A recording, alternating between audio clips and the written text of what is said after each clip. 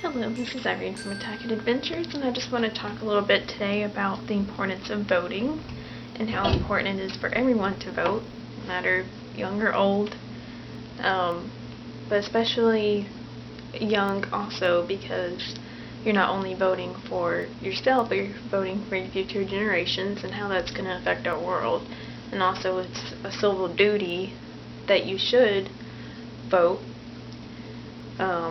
because we want the right person to back America and back our flag and respect our flag and our country.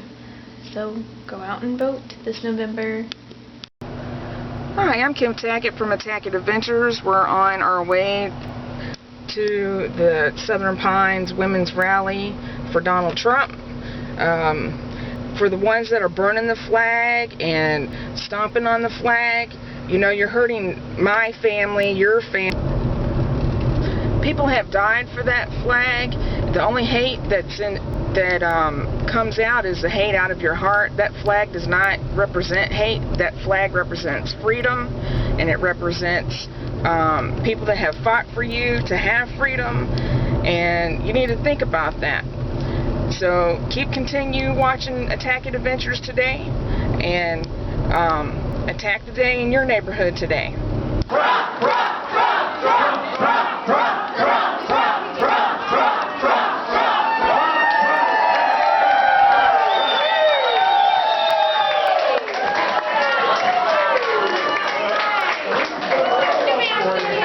All right, we're going to get things underway here. As you can tell, we've got the room already warmed up for it. You guys are awesome. Thank you.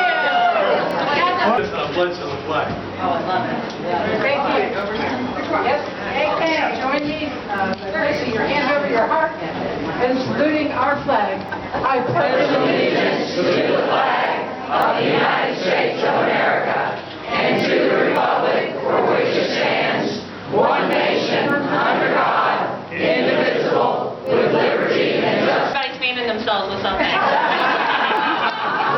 a minute, I'm definitely in North Carolina. Yeah. Thank you guys for the warm reception. That's so amazing. It's so great to be here. I said a little bit outside, but honestly, I'm from Wilmington, right down the road, and so to come back to my home state.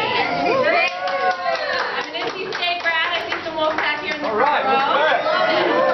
Yeah, thank you. Even though we still like Carolina, Wake Forest, and Duke. Y'all are all right.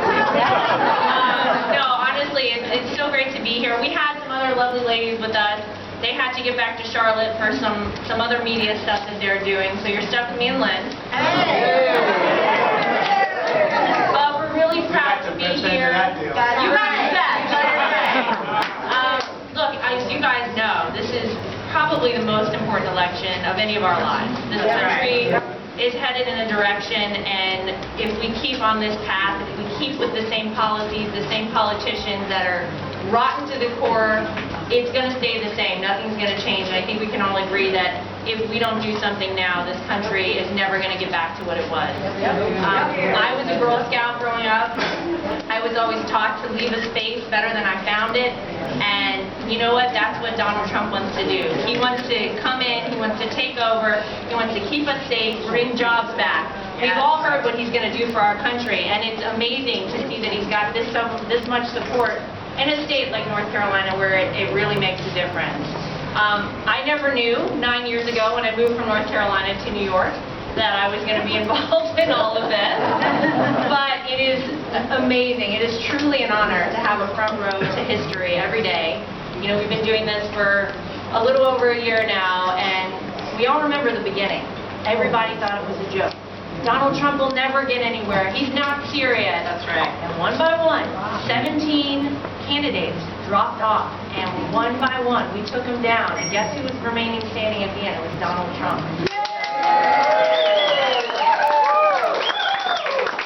Look, it hasn't been easy. The media is really tough. They find one sentence in an entire rally that he does, and they make up lies, and they feed them to us.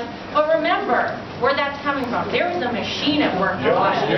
That's right. There's a gravy train that's been going on for a long time, and they all know, on both sides sometimes, that once he's in there, that is over. Yep. That's right. No more handouts, no more $10,000 hammers, none of it. It all stops. So keep that in mind. I know it's hard. I know we're all supporters, and I know it's hard sometimes hearing all this stuff out there. But we all know the reason he's running is to make America great again. And he will do that. Believe me. And for anybody that thinks that he's doing this because it's fun or glamorous, let me tell you, I've seen him stay in Motel 8. He gets 3 hours of sleep a night. It is really rough. He could be down in Florida enjoying retirement, playing golf, and instead he said, you know what, I want to do something great for our country. So to see everybody here and to know that we have your support and a great team and a great base here in North Carolina is absolutely incredible. So, I love it.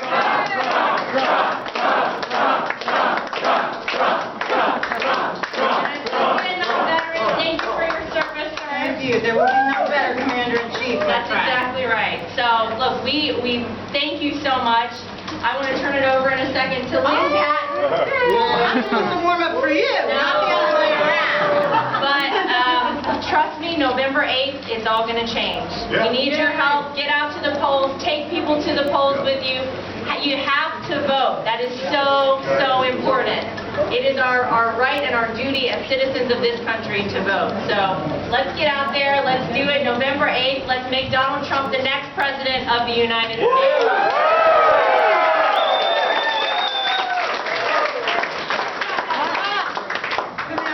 So for those of you who don't know me, my name is Lynn Patton, and I've had the tremendous honor of working for Donald Trump and his entire family for the last 7 years. And you'll have to bear with me because unlike this beauty right here, I'm a hot, sweaty mess. I'm not used to this humidity. My hair is doing funny things.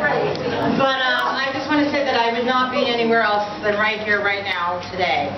And that's because I know all of you guys are sacrificing so much, just like he's sacrificing for you.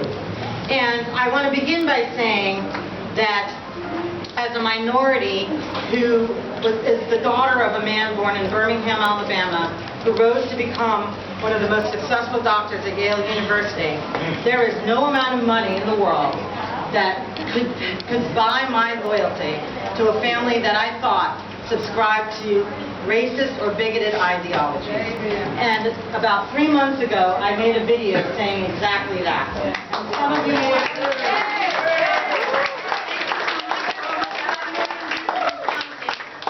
And it's because I just could not sit back and watch this false narrative about a family that I love.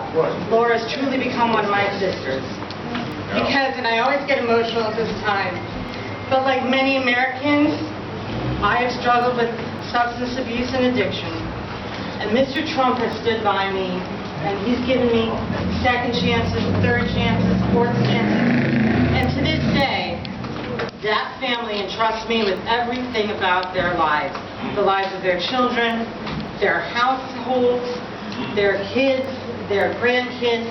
And as our future Vice President said, you can't fake your kids. Or, you know, the Bible says you can judge a tree by the fruit it bears. I said that in my RNC speech, and I'm saying it again today.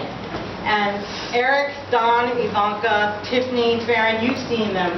You never read about them getting arrested for DUI. You never read about them doing drugs or shoplifting or anything like that. And with money like that, there's a lot of problems come with it. So I just want to say that this family is the most grounded family I've ever had the honor to know and the privilege to call friends. And quite frankly, one of the best parts of my job is running Eric Trump's charity. And Eric Trump, her husband, founded a charity for the children of St. Jude Hospital when he was 22 years old.